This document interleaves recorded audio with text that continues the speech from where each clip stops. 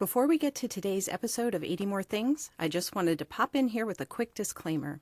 The purpose of this podcast is to give people in the community a place to express their opinions and their voice. I just want to be clear that the opinions of our guests are theirs and that Julie and I may or may not agree with their point of view. With that, let's get started.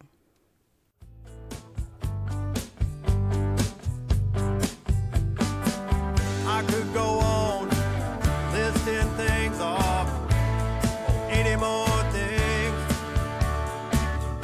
I just keep on singing these songs till Avery's freedom rings. I said it matters. It really does. I know it matters. Welcome to 80 More Things, where we go beyond making a murderer and discuss questionable details of the Teresa Halbach murder case. My name is Fen.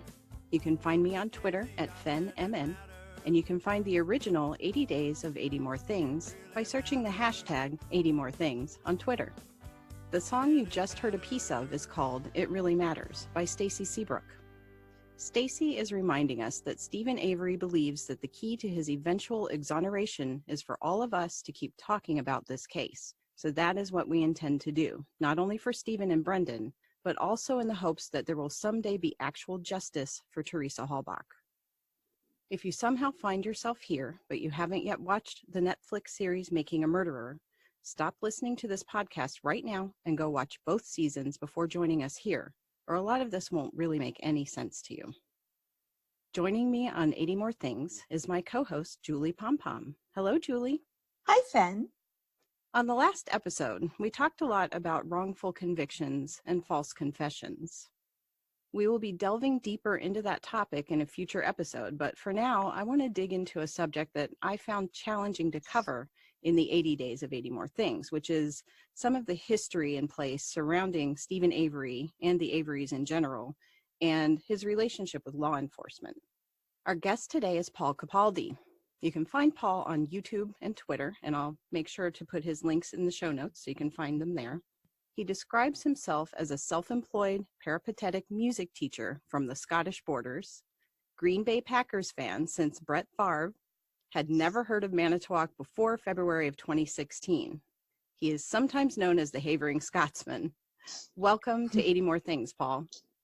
Well, welcome, Fen, and thank you for inviting me on. Very Thank happy you. to have you. Thank you. Thank you very much.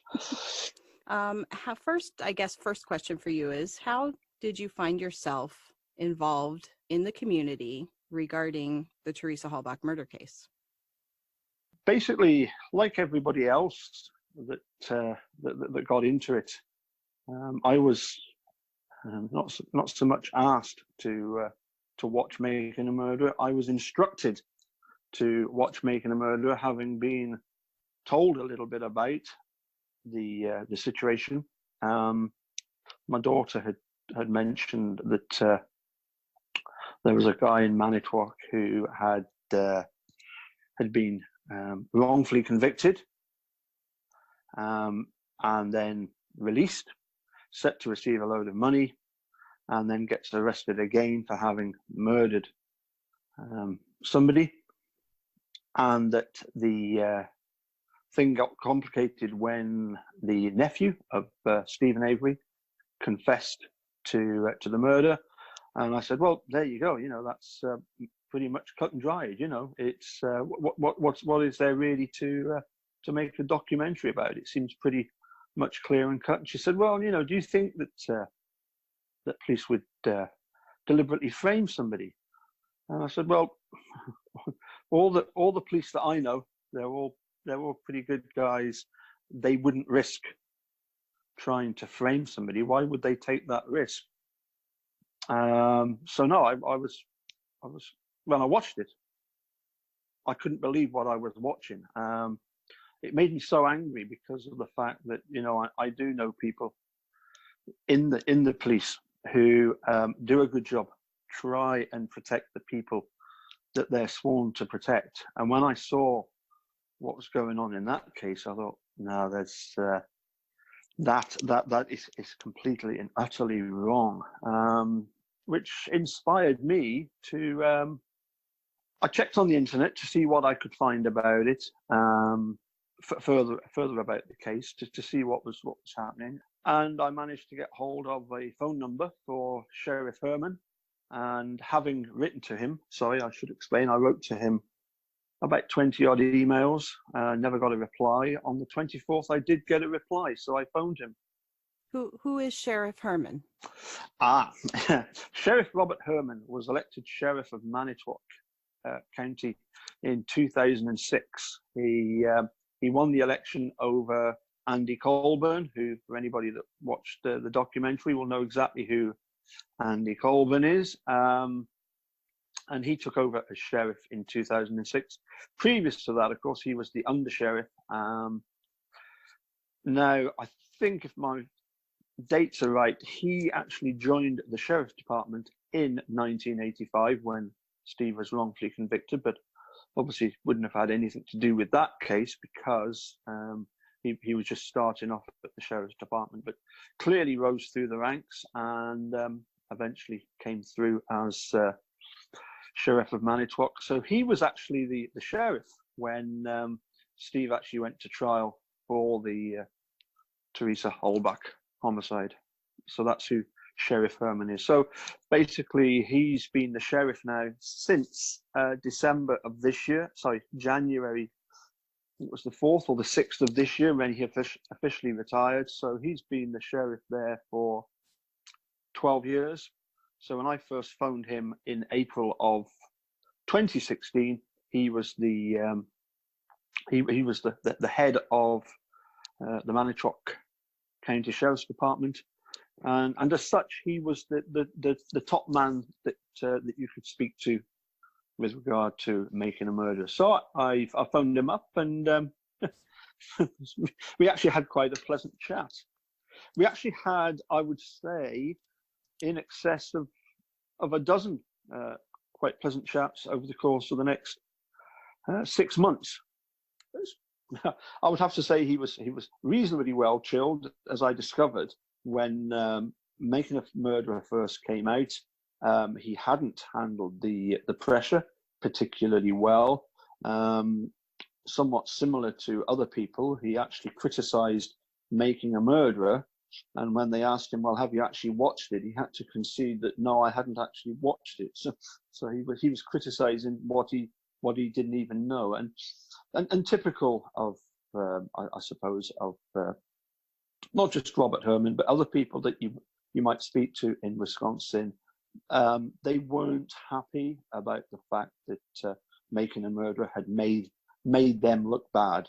It had painted the Manitowoc, the county, and I suppose Wisconsin in a bad way. I remember early on, exchanging messages with the Charlie Berens of the Manitowoc Minute, and asked him what his thoughts were on Making a Murder, and that's precisely what he said, was the fact that it, for a lot of the local people, it painted them in a bad way, made them look bad, and he too didn't believe that necessarily all the police were corrupt. And probably a lot of the time they go out with their badge and they try and do a good job. And for certain people in Wisconsin, I would suppose the sort of the type of people that don't operate in a scrapyard, then probably they get treated well by the police. Unfortunately, if you're Steve and Avery, and as a youngster you've had run-ins with them, then they are not so keen on. Well, certainly Steve, with his previous history of some burglaries, and for which he did time, and also for the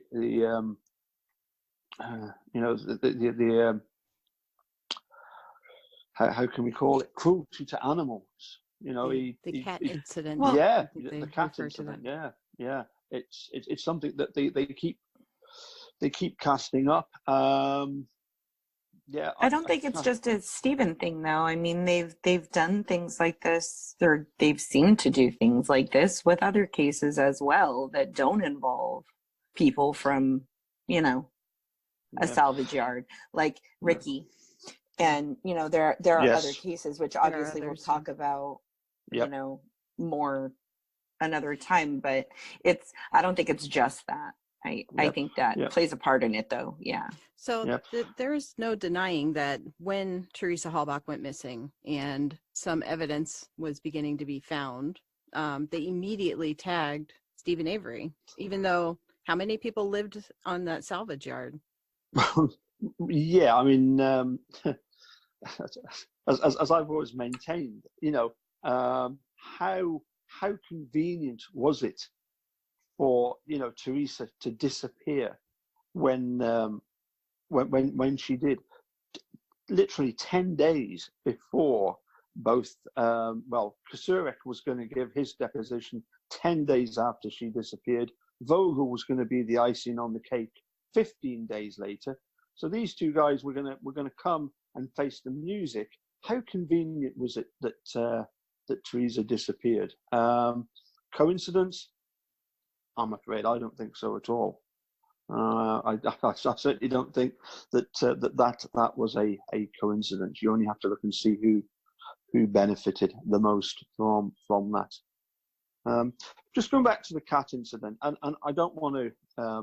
He did time for that animal cruelty, but you know, to suggest that, you know, that was his motive to then you know, to kill Teresa, to me is absolutely absurd. That was when he was like, you know, in either late teenagers or very early 20s. I mean, And in besides 1985. Yep. Besides that, there were statements, like sworn statements from the other people who were there, who Yep. said he's not the one who did it at all. He only took the blame for it because the person who did it had a record. Yes. Yeah. Yeah. There are those documents. Yes. So, Yep. and secondly, I mean, I don't like the cat incident either, regardless of who did it. But secondly, Sure. when they talk about murderers who have a history of animal cruelty, it's a history of animal cruelty, not one incident. Well, Right. yes. And Yeah, there weren't any other signs in Nope. his past. Nothing. Nope. And I think they based a lot of their suspicion on him on the Penny Bernstein case, because I think a lot of them still believed that he did it, even though he provably did not do it. Right. Yeah, I think the Sandy Morris situation was quite interesting because Oh, for sure. Clearly Sandy Morris and Judy Dvorak were frequenting bars, and in the nature of their sort of friendship as as simply as friends, there's no doubt that certain aspects of what was going on within the community, within the law enforcement community, would have almost certainly have come up. I don't doubt for any moment that they would have discussed the antics of the likes of Gregory Allen. So Gregory Allen should have been and was on the radar. I think they all knew that Gregory Allen had done it, but the opportunity to get Stephen Avery, particularly once he'd ran Sandy Morris off the road. It was personal. It wasn't fact-based. Yes, that's right. Yes, it was. Mm-hmm. It was. Yeah. And that's where this whole mess started. Yes, with that it was incident. Basically the ego of Thomas Kosurek, as we've heard many times. You know, Alan Avery, bless him, saying that Tom Kosurek, I'm going to get you for it whether you did it or you didn't. And I can't help thinking that the idea was that after a few years in jail, Stephen Avery would simply give up and realize that there's no point doing 32 years for this, and he would have simply come back home with the tail between his legs, and they wouldn't have had any problem with him. You know, he would have been basically laughed at as being oh, he was a guy that did that. You know, you can't trust him. He's a real outcast in the community, even more so than a salvage yard owner or operator would be anyway. So I don't know about you, but I got the impression when we were at the rally that you know, Manitowoc's quite a well-to-do place. Okay, it's maybe not the most affluent place in the world, but I can see how people that run a salvage yard will be thought of as being of a lower class. I certainly get that. And you've got a guy, Stephen Avery, who's being a bit of a lad with the burglaries, with the cat incident, with the Sandy Morris incident, and they've decided they're going to get him for it, and they did. So when you were communicating with Robert Herman, what did you communicate about? Well, initially I said, what on earth are you doing? Why have you not arrested already those two detectives of yours that have clearly been involved in framing an innocent person? And he basically said, you know, you've watched a documentary, you formed your opinion, you know, you've got your opinion, I've got mine, sort of thing. You know, you should pop in and come in and have a look round, and you'll see that everybody here is getting on fine, and there's no problem. He said, and I don't have a problem with Andy Colburn. And I said, well, I didn't suggest that you did. Why are you saying that there might have been a problem in the first place? He said, well, because of him running against me for sheriff. And I thought that was very odd. Why would Robert Herman say to me that there's not a problem when I hadn't even asked him about it in the first place? I didn't even know about the election. So that was one thing that was very interesting. The other thing that was quite interesting was the fact that I had no idea about all the various Facebook support groups to do with Stephen Brendan. And it was Robert that actually mentioned that there were these Facebook support groups. So I promptly, once I'd finished the phone call, I spent the next few weeks getting into some of the Facebook support groups in order to find out what was going on. Regularly looking on the internet to see what was being said. And the next time I phoned him back, it was quite funny. He's certainly on the phone. He was, as I say, pleasant to speak to, but you wonder. Well, first of all, I wondered why is he happy to speak to me? That I didn't know about. He said that he'd looked me up on the internet and discovered that I play the accordion. He said his mum plays the accordion. I said, well, that's good. Tell her if she's wanting any music. I've got a huge, I've got a computer full of tunes. So if she's wanting, a piece of music, let me know. But hasn't taken me up on the offer yet. But you never know. So then then he was talking about the fact that there'd been all these people. You remember, a lot of people in the early days, they signed the petition for Barack Obama to pardon Steve, which apparently can't happen because Steve is in state prison, and Barack Obama, as president then, could have only intervened in a federal issue. This is apparently what the situation was. So he said that there was this series done by a local reporter called Dan O'Donnell, Debunking a Murder, it was called. And he sent me the link to this Debunking the Murder. And I said, well, Robert, I have scoured the internet and I have come across this already. And it's just complete nonsense, this debunking a murderer. I said, seriously, Robert, has anybody ever come up to you and said, oh, I watched that Debunking a Murderer and I've changed my mind? And he said, well, yes, it has actually happened. One lady did actually get in touch with him and say that I signed the Barack Obama petition, but I've changed my mind since watching and listening to Dan O'Donnell's Debunking a Murderer. And my response to Robert was, well, that's great, Robert. you've only got several million of the world's population to go. You know, if you're going to do them one at a time, you're going to be struggling. I said, but on the flip side, on the happy side of that, at least it means that now at least Mrs. Herman is on your side.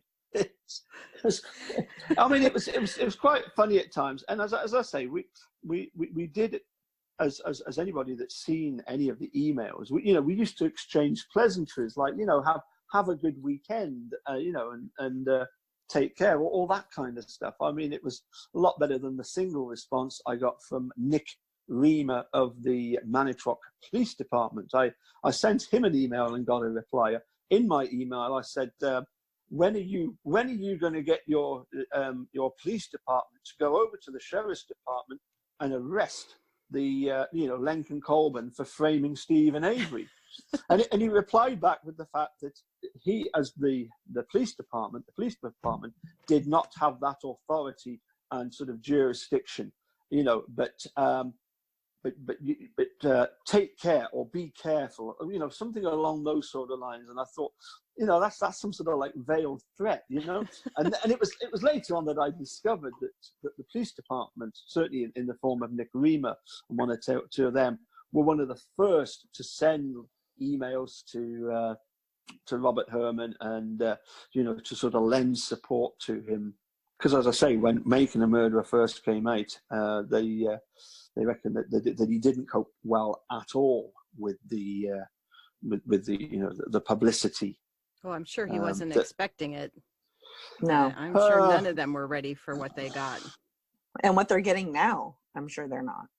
Yes, one of the things I did do was fire off a lot of emails, not just to Robert Herman, who, as I say, he did speak to me quite a few times, but as I sent you earlier, even the likes of Mark Wiegert, I got an email back from him, a reply back from him to say that he was 100% confident in the integrity of the investigation.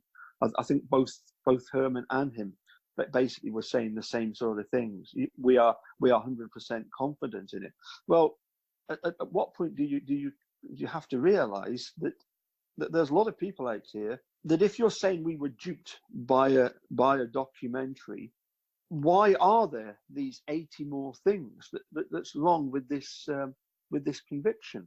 Why is Kathleen Zellner, who is this renowned pro bono attorney, most of her cases she does them for free because of the amount of obviously compensation that her clients then receive. Why is somebody like Kathleen Zellner, why is she taking an interest in this? And they can't give you an answer because it's not for the money, because she's very wealthy already. It's not for the fame because she's already famous. And you do have to stop and wonder and think, if Kathleen Zellner has been pursuing this, albeit being obstructed constantly by, most recently, of course, Judge Angela Sukovich, there has to be something in this idea that Making a Murderer didn't dupe us. It simply presented the facts as clearly as we can all see. There was no duping involved in the Making a Murderer. They simply presented what happened in the chronological order that it happened. I do sense that some people get the idea that because it wasn't one of these ones where we got the bad guy and everything's all right, that there does seem to be some sort of animosity towards the filmmakers because they were obviously interviewing Dean and Jerry. Sorry, you were going to say something. I was just going to say that there's so much that they left out of the documentary. It drives me crazy when people say, "Oh, they didn't tell the whole story. They left out all of this and that." It's like, yeah, you're right. They did leave a lot of stuff out, but everything I've seen leads away from Stephen and Brendan. Everything. I don't see anything that leads to them at all. Absolutely, and despite all the fact that Robert Herman was very pleasant, I remember at one point he said to me, I know this isn't going to change your mind, your opinion, but you do realise that the searches of Stephen Avery's trailer, most of them were 10-minute sweeps. there was only 2 or 3 of them that were, prolonged searches. And I said, Robert, I can tell by the embarrassment in your voice that even you can realize how stupid that sounds. That bedroom is tiny, absolutely tiny. Why on earth would you have officers in there, 3 or 4 at a time, spending 2.5 to 3 hours in that tiny bedroom? It was absolutely ludicrous.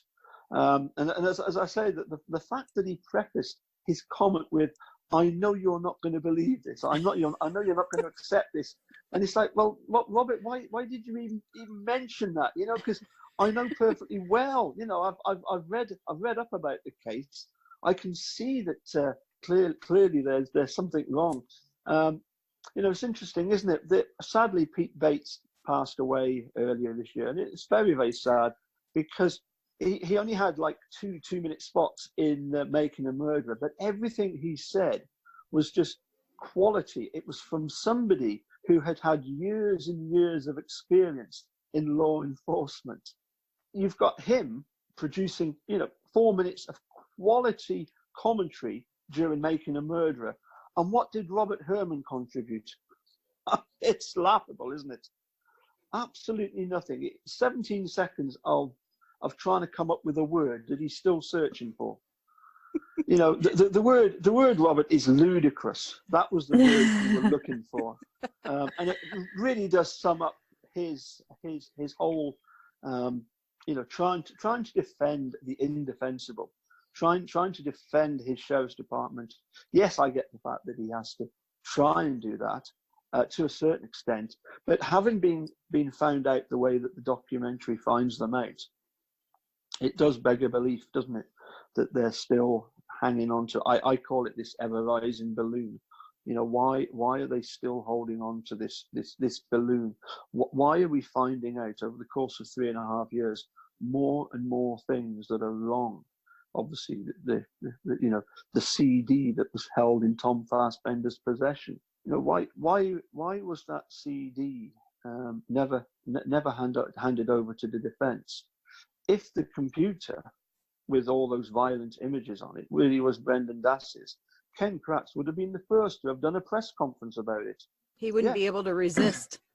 No. So, and then you've got these bones that we discovered were handed back. That in itself is ridiculous, because they were meant to advise Steve and his lawyer at the time that they were doing this.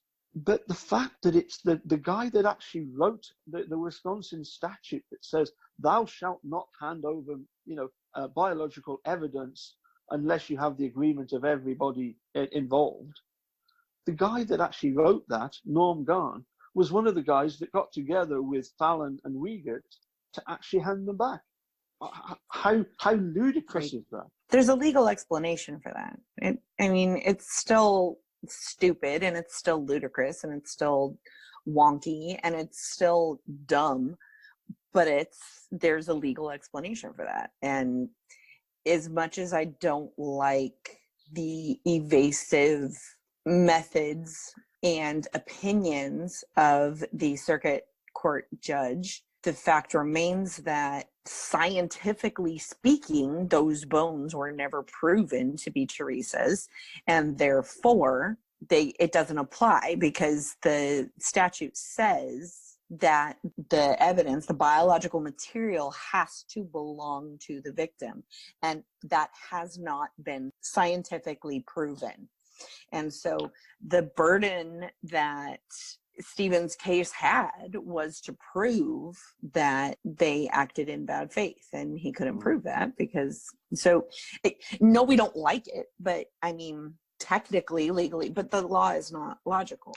Yeah, for me, there seems to be constantly this sort of game being played, whereby the state has the judge is their ball.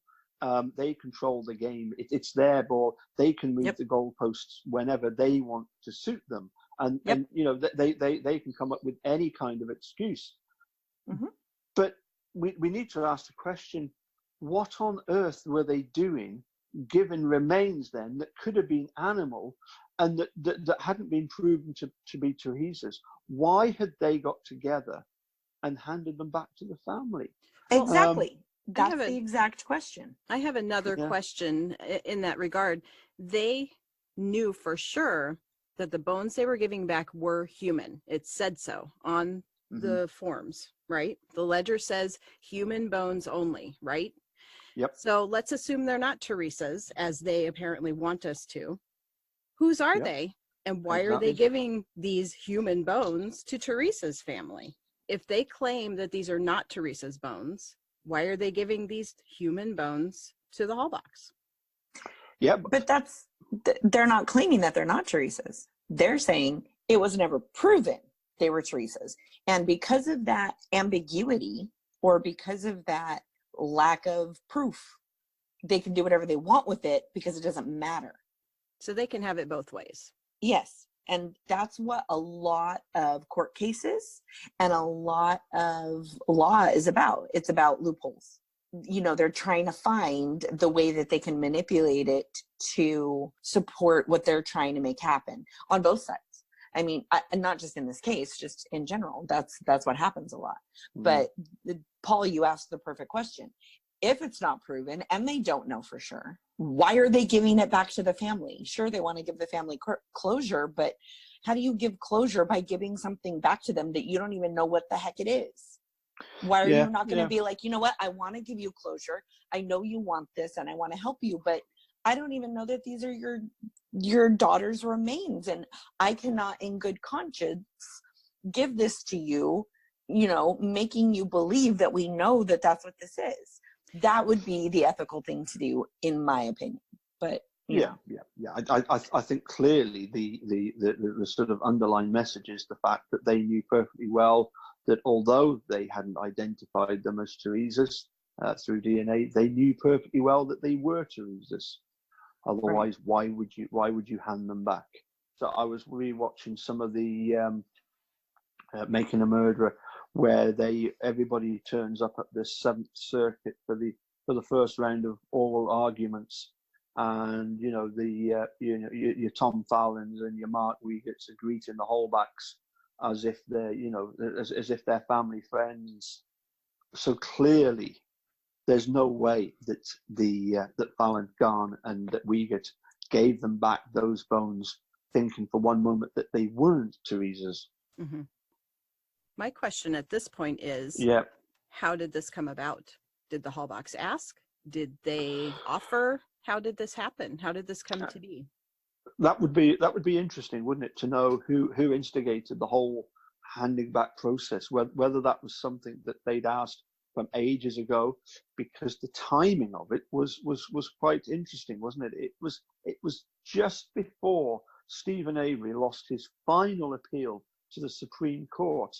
Now, it suggests that Fallon, Garn, and Wiegert knew perfectly well that the Supreme Court, they'd been given a message, a suggestion from the Supreme Court that Stephen Avery is going to lose this round as well. So yes, you can just do what you want with these bones.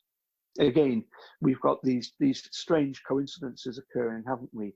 2011, Steve got denied. I think it was in the December of 2011, and the bones were handed back. What, in the September, October time? Yeah. It doesn't take a rocket science. Even a peripatetic music teacher in Galashios can see that there's something wonky about this. These things just do not add up. As I say, going back to Robert Herman, it was very interesting. Another conversation that we had just after Kathleen Zellner's original motion. You remember she filed a motion wanting scientific testing of, I think it was about 30 different items, wasn't it? And in the end, she got 9, didn't she, to test? Or was it 8? Because one of them couldn't have been split. It could only be examined. So she got these items back, and then she got the bullet back, didn't she? But in one of the conversations with Sheriff Herman, he said to me, Paul, has Kathleen Zellner been given the RAV4? And I found that a very, very odd question. It struck me that, first of all, he he was not being kept informed of what was happening. Otherwise, why would he ask me? You know, thinking that I might know, being a supporter and having, you know, contacts within the truther community. I found that very odd that he didn't know what was happening with the RAV4, but also that he was concerned about it. Otherwise, why ask about it?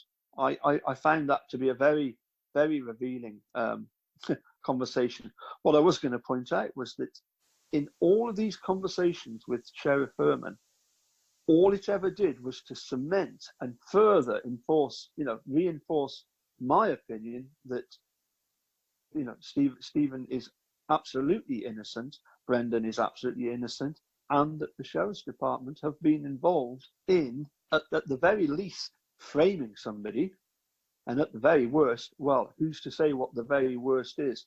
You know, we've yet to find out. I'm sure there's more aspects of this case which will be revealed in the days, months that are coming. I'm sure we're going to find out more and more things about us. You know, you're going to end up not with 80 things, but 800 things that you could. You know, you could. I still remember your board with all the things on it. It was brilliant. I took a few photographs of it. Denise Rainey put that together for Rally. It was beautiful. I have it here. It's amazing. I love it. Yeah. I mean, the thing is, if in our lives, if in this world we didn't have coincidences, that itself would be strange, wouldn't it? If we didn't have some odd coincidences, but as a lot of people have pointed out, when do coincidences become a pattern? How many coincidences do you need when you've got 80 things that you know are clearly wrong with this case? It makes you wonder, what are they trying to hide away from? You know, why not just give the stuff to Zelda that she wants to test that would prove either way? From the state point of view, they could nip this in the bud now, and we could all go home safe in the knowledge that, oh well, it was Stephen and Brendan after all. So why not just hand it over? Right. What are they trying to hide? If the case was so ironclad, as Ken Kratz said yesterday, Yeah, what are they afraid of? exactly. I have a question for Paul. Sure. So you don't think, if I'm understanding you correctly, you don't think that Making a Murderer, the Netflix show, you don't think that it came across as biased or slanted at all in any way? I'm sure that, and I had this conversation with quite a few people in the borders. Not many have watched Making a Murderer, but I've had a few conversations with people, and we were definitely of the opinion that if Making a Murderer was here in Galashiels, you would find that virtually everybody in Galashiels, if it was police members that we knew, you know, that were members of our community, you know, that you know, when Aunt Sally was out and she got a puncture, that officer was there, you know, in the pouring rain, changing the tire for her, you know, all this, you know, all the sort of stuff that the police do. We would have probably have reacted in exactly the same way as Manitowoc would have reacted. And to a certain extent, you know, people in Wisconsin who would have felt that this was an attack on them, pointing out what they did. And dare I say it, I think there are even people who just don't like the idea of anybody criticizing authority, because it undermines, you know, the whole governance of you know, Manitowoc, Wisconsin, America. They just don't like people trying to poke holes in what they've established. But you personally, do you feel like, knowing everything you know, you don't think that the show was biased at all? You think that it was objective and factual, and that's it? Yeah. As I say, I think what we're now finding is that they didn't include a lot of stuff that they could have. You know, Making a Murderer Series 2 comes out and really tackles head on the issue of the sweat DNA that was found on the hood. Now, that in itself is interesting, isn't it? Because we've got blood in the Teresa's car, but we've got them in selected places. Why is there only certain places where Stephen Avery dripped blood? If he's dripping blood, there should be smears all over, And all no over the fingerprints. steering wheel. Exactly. Well, Robert has tried to explain that, as saying, well, you know, you can't get latent fingerprints off some of the surfaces within the car, but you would still get, but you would still get blood smears. You would still get smears of blood in the places where, obviously, during Making a Murder Series 2, we see the blood expert going out and, you know, handling the car, and you're going to get blood everywhere. You know, if you're looking for DNA on a hood latch, Rob, well, you know, opening a bonnet is not just a case of you handle the hood latch. You've got, you know, to put it up, you've got to push the bonnet up, you've got to put the rest bar in place. You know, you've got all this stuff to do. Why was it only the hood latch then that was tested for DNA? Not to mention, there's a hood latch inside the car that you have to. Yes, pull. that's right. Yeah. Yeah. And Yeah. that wasn't tested either for fingerprints or anything. And why did they test the hood latch under the hood? Why did they test that for DNA but not a fingerprint? Well, because why? Yeah, because, being a bit facetious here, because of the degree of specificity that they were able to extract from Brendan Dassey, who also directed them after multiple searches of the garage. You know, he is able to then direct these crackerjack detectives to find the bullet. And it was only thanks to Brendan Dassey's expertise in able to point them out where to look. I mean, it's, you know what, even without that, okay, so they knew to go to the hood latch because of what Brendan said, but that tells them that somebody touched the hood latch. Why would they not check the hood for fingerprints? Why are they even looking for DNA? Why are they not looking for fingerprints? When you touch something, you leave a fingerprint. Yeah. DNA is not that, for me personally, that's not where my brain goes. Is, oh, somebody touched something, okay, test it for DNA. Yeah. Right. How It seems about you like, test it for a fingerprint? if anything, they would be looking for blood, which they didn't find. They didn't find it, wasn't there. And going back to my question, what I was asking you, Paul, is so, and I don't say this because I think that the Netflix show was incorrect or inaccurate. Sure. But you described it as being factual and objective. And when you take into account, there were a lot of scenes and portions of the show which were meant to be very emotional and to make you sympathetic towards certain people who were discussed. And never ever were they law enforcement. Never ever were they somebody that we're not supposed to like. So personally, I can see why somebody would watch it and say, oh, it's biased and they didn't tell the whole story and all of those things. But I think that the best thing to do in the case of that is, and hopefully everybody listening actually watched it, is to keep talking about it and to keep looking into it and to keep looking into these 80 plus more things, because I do think that there was an emotional aspect to it which wasn't objective and was not neutral and only factual. But I still don't think any of it was wrong, and I don't think that they misrepresented any of the facts, any of the evidence. They did leave a lot of stuff out, like Fen was saying, but none of it leads towards Stephen or Brendan being guilty. None of it. Right. Imagine the outcry people would have about this series being biased if they had included everything that they could have. It wouldn't be done yet. Nobody would have watched it because, you know, ain't nobody got time for that, right? They had to do it, you know, in a condensed way to get people interested. And there are so many people who were like, no, I need to know more, like us. You know, we had to find out the rest of the information. And I don't think that was necessarily a bad thing. I just think that I do think that people criticize it unfairly, and I don't think that it was factually inaccurate at all. But personally, I believe that it had an emotional element to it that was not objective. And I'm just wondering if I was asking you, Paul, if you acknowledge that. Do you agree with that? Well, I think as well the fact that although likes of the state, basically, Ken Kratz, and others were invited to contribute. And we do have two little bits by Robert Herman, but in general, certainly Ken Kratz didn't do any one-to-one interviews the way that Dean Strang and Jerry Buting did, and Walt Kelly and Steve Glynn. And therefore, all they can do is they can show what and present what they were saying in their various press conferences. For example, each day after the trial, there would be a little press conference on what the newspapers were saying.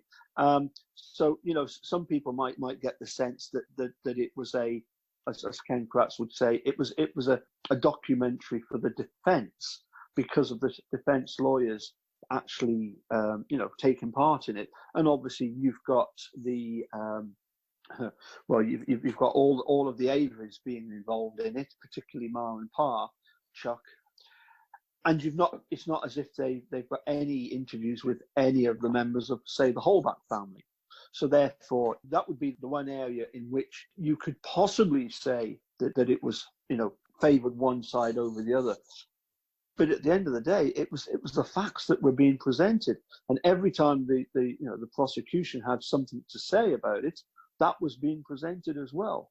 So no, I don't think it was I don't think it was biased at all. I think it was a very, very good representation. The fact that some people don't like what they saw, well, that's not the fault of the filmmakers, is it? Right. I agree. It's with a good that. point. It's not that they didn't reach out to these people and give them the opportunity to speak.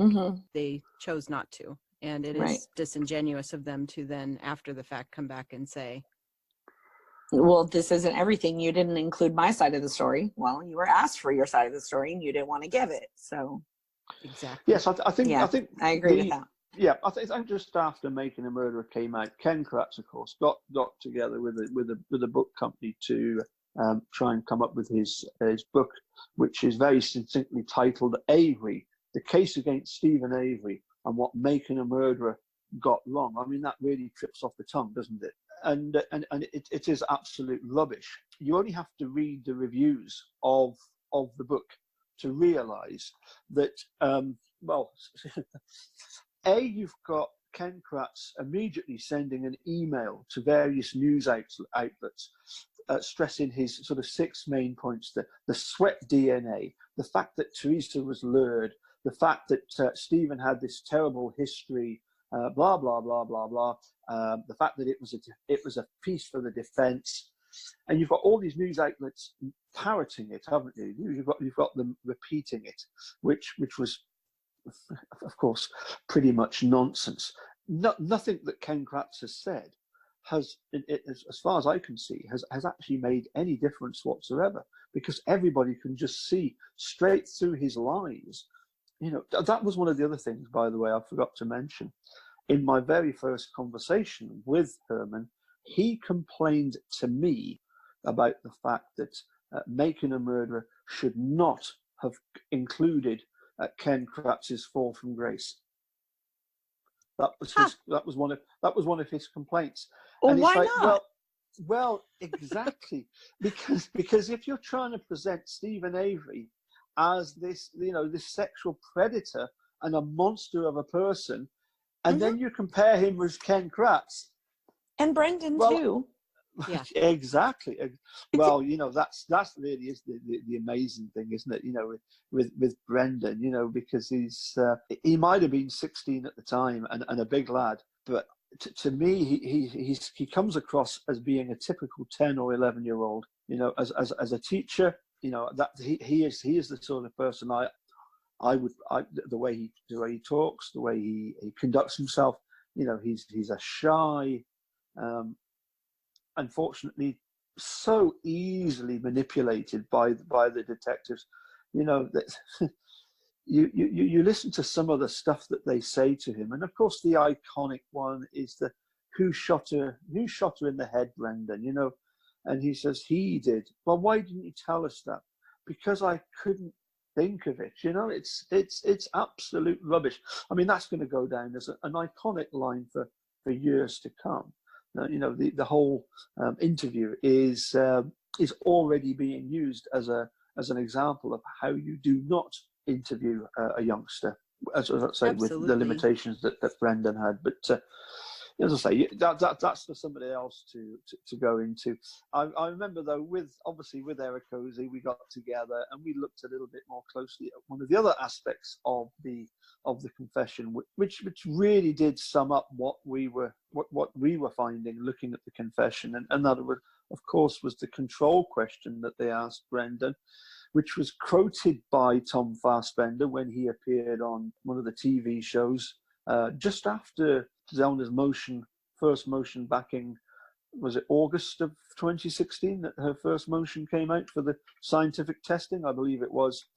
And you've got people going on telly trying to claim that this proved that Brendan's will was not being overborne, when it proves the complete opposite. But I shouldn't really be treading on stealing Erekose's thunder, because I'm sure he'll be able to tell you all about that one, won't he? No, I'm glad you mentioned the control question. Yeah.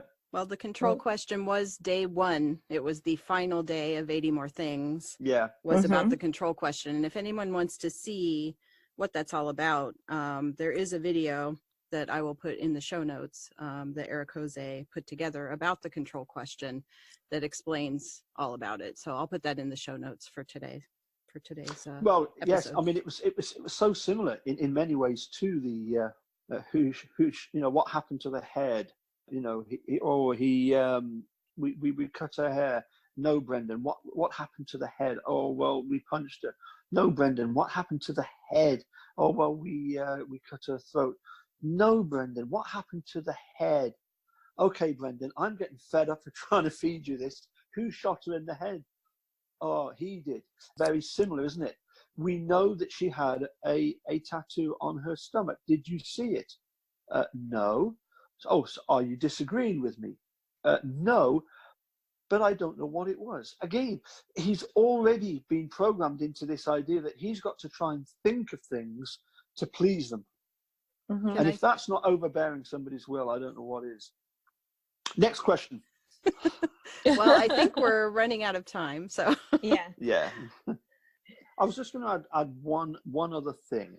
Looking at the fact that I've spoken with Herman. I've not met him, but I've spoken with him. I know people that have met him and that find him to be a very dodgy character. I don't believe a word what he says about anything, to be honest. And contrast that. I would contrast that with the fact that through Making a Murderer, in 3.5 years, I've met some amazing supporters, the likes of yourself, Erekose, the guys down in Australia, Stacey. I've met all these people. I've personally met them. I have huge trust and faith and respect for their opinion for which I don't have any trust in Sheriff Herman and the members of law enforcement over there in Manitowoc. And for me, that counts for something. Indeed. The community is wonderful. The community is great. And I think it drives me crazy when people say that we've forgotten about Teresa, because we haven't. The whole point of this is to get justice for Teresa. That's right. It's not fair to her. No. They hide behind her. They hide behind the Holbachs and the family by saying that they try and make out that we're in some sort of cult, as if we're wanting to do this because somehow we want to undermine and sort of bring down government, law enforcement. We are some sort of anarchists almost, that say that we're disciples of a cult. Well, I've met so many people. All the people at the rally. What was there? About 100 people or more at the Bayside. When we had the reception afterwards. I have yet to meet a supporter that I don't get on with, and that we all agree. We're certainly not members of some sort of cult, and we've got some sort of ambition and aim, to bring down the government. We couldn't do that anyway. What's going to bring them down is the fact that Kathleen Zellner has found out so much stuff about the case, and what's going to bring them down is their own actions. it was what they did that's going to cause the big problems in Manitowoc. And that people are paying attention now. They weren't paying attention before. Nobody knew, and they're paying attention now. Yeah. I mean, obviously, because of Laura and Moira having this, I mean, what is it? It's their most watched crime documentary. I don't know what the figures are now, but in 2016, Stephen Avery was one of the top 5 Googled names. You know, I mean, that shows you how big an impact making a murderer has. You know, that nobody had heard of outside of Manitowoc and Wisconsin. They'd even heard of Stephen Avery, and now he's the 5th most Googled name, and that was behind likes of Obama, Trump, a couple of sports stars, and then you've got Stephen Avery. Well, you know, it's making a difference, isn't it? It's shining a light on what shouldn't have happened, and what did happen, what went wrong over there in Manitowoc in '85. Are they regretting? Is Tom Kasurik and Vogel regretting their actions? I'm sure they are. I am sure that they cannot be comfortable. You know, that what they chose to do is being completely uncovered. I'm sure Kathleen Zellner has them shaking in their boots. Well, oh, yep. It's only going to get worse for them. Yeah. I'd be shaking if I were them. I don't think she's going to take. We use the expression over here when you have a game where, you know, one side completely dominates the other one. We have an expression called we didn't take any prisoners. Kathleen Zellner is not going to take any prisoners over this. There is not going to be any white flags being waved, and, you know, could you let, you know, give us a bit of slack, give us a bit of leeway on this.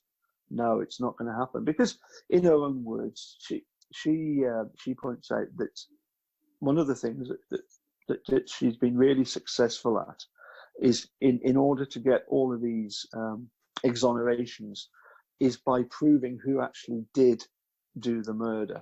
And she describes the investigation into Teresa's death as a disgrace. And it was. We know why it was a disgrace, but it was still a disgrace. We know that they were trying to save them. Well, they saved themselves a lot of money, and, you know, a lot of pension money.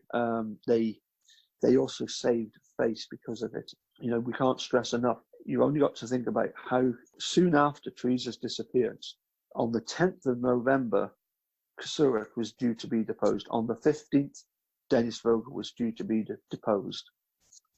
Why look at Stephen Avery in this? Why, as you said right at the very start, why look at Stephen Avery when you've got all these other members on the Avery salvage yard? If you're going to say, well, the last person to see her was Stephen, but it's a huge salvage yard. She drove in, she drove out again. At first, they didn't even know that she was there. That Stephen was the last person, supposedly the last person. They didn't even know at first. So why did they focus on him before they even knew? They just honed right in on him. Yep. The possibilities were wide at the time, but they didn't investigate anyone but him. Nope. Yep.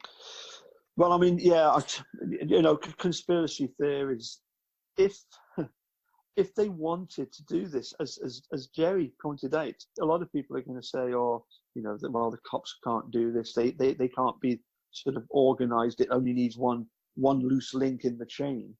But when the chain is so small that you only need 1 or 2 people to do this, and as we know, as one of Erekose's favorite sayings that he nicked from or I wouldn't say nicked, that he first heard from a supporter who I believe lives down in Yorkshire, that we occasionally see comments from, Mark Oddy, and his quote was, "When it comes to law enforcement, all compasses point north." And so once you've got 1 or 2 of the people in law enforcement looking in one direction, they all look in that direction, don't they? It's part of the Blue Brotherhood. Keeping together, and at times that's a good thing. Other times it can lead to problems. But as I say, I don't see any of what happened in this case as simply mistakes. I don't believe there were any mistakes made. I think everything was done deliberately, certainly as regards the investigation. Mm-hmm. I don't see it as being a case of you can simply say, oh well, yes, they made a few mistakes, but it was they were trying their best. Yeah, they were trying their best, and they succeeded in framing Stephen Avery and Brendan Dassey. Isn't it interesting now that we've even got Ken Kratz coming out and has been saying now for ever since that first round of oral arguments that maybe we should look at getting Brendan released, reducing his sentence. Right. Why? If you believe that he actually took part in what you say he did, why would you want him released from prison? Yeah, exactly. We are going to have episodes upcoming talking about some of these details and more of the 80 more things, the bones, the DNA. We're going to have at least one or probably several episodes about Brendan and how he got himself into this predicament. It's not his fault. That will become clear if it's not clear already. I think it's pretty clear to many people anyway. Yeah, I think anybody who knows anything about it. Yeah. Once you had the police focusing on Stephen Avery, what you do tend to find is that the people in his sort of immediate circle, they might say something which is taken completely out of context, and everything just grows arms and legs. We've got Regan and Fassbender saying that they picked up Brendan because of what Kayla had said. Right, which turned out to be completely unrelated. The Exactly. reasons that he was behaving the way he was were completely unrelated. Yep. And Kayla herself was subject to the same type of pressure and coercion that everyone else was undergoing at that time. The entire family was. Yes. And they just took it and used it, twisted it to support their narrative, and that's what they do.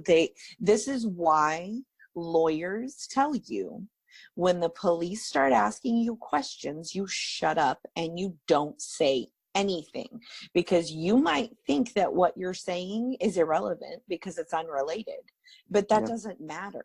Their job is to arrest someone. Their job is to convict someone.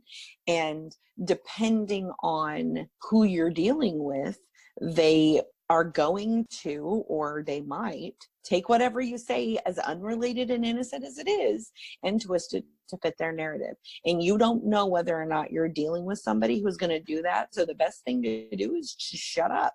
Yeah. Indeed. Shut up. Lawyer. I mean, in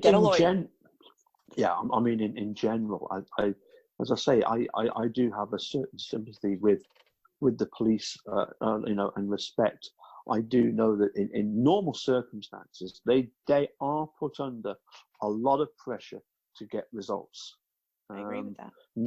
Nobody is disputing that, and that in normal cases, there will be mistakes made where we're seeing so much of these similar documentaries on Netflix. I'm watching one at the moment, the Cold Case Files, and you realise that yes, some people do make genuine mistakes. This was not a mistake. This didn't happen because one or two investigators weren't good at their job. This was deliberate. This was targeted. This was in order to save face, in order to save 36 million or whatever the figure was going to be. It wasn't so much the figure, although it was going to be coming from people's personal being drawn into this civil suit.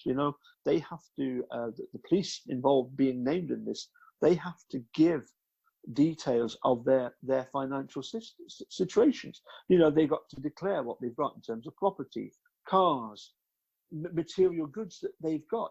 They've got to provide what their worth is. You can just imagine how offended some of these people would have been at being asked to do this, and the thought that they were going to be made bankrupt. Mm-hmm. Because of what happened in '85, because of what happened 18 years ago. So it wasn't just a mistake. It wasn't just No. people getting things, investigators getting it wrong. It was purely to make sure. As I often say, it was a case of, from law enforcement's point of view, the end justified the means, and the means were to convict, innocent men in Stephen Avery and Brendan Dassey, and I fear that it also involved doing harm to a perfectly innocent photographer who was just going about her daily business. But as far as they were concerned, it was a price worth paying in order to save their face. Well, Paul, Yep. thank you for joining us here today. Oh, yeah. More Thank than you, welcome. Paul. Yeah. Thoroughly enjoyed it. Well, I hope I didn't haver too much. You always favor. It's your natural state. Oh, okay. So, yeah, we are out of time. Yeah. Who else have you got lined up to come and join you? That's what I want to know. That's a surprise. I'll tell you that That's off air. I'm looking, because I listened to your first one, obviously, and in fact I listened to it and I thought it was excellent. Very, very good. Well done, girls. Thank you, Paul. You're welcome. So that'll wrap it up for this episode of 80 More Things. If you have a topic you want us to cover, or if you'd like to be a guest on a future episode of this podcast, visit our website at 80morethings.com and let us know what you want to talk about. While you're there, check out some of the links I've posted for the Center on Wrongful Convictions of Youth, the Innocence Project, workwithkz.com, and the petition to pass the Brendan Dassey Juvenile Interrogation and Protection Law. There are also lots of links to more information on this case. Come get involved, and let's see if we can find some actual justice for Teresa. The person responsible for her death is still out there. Until next time, take care. Rings, I said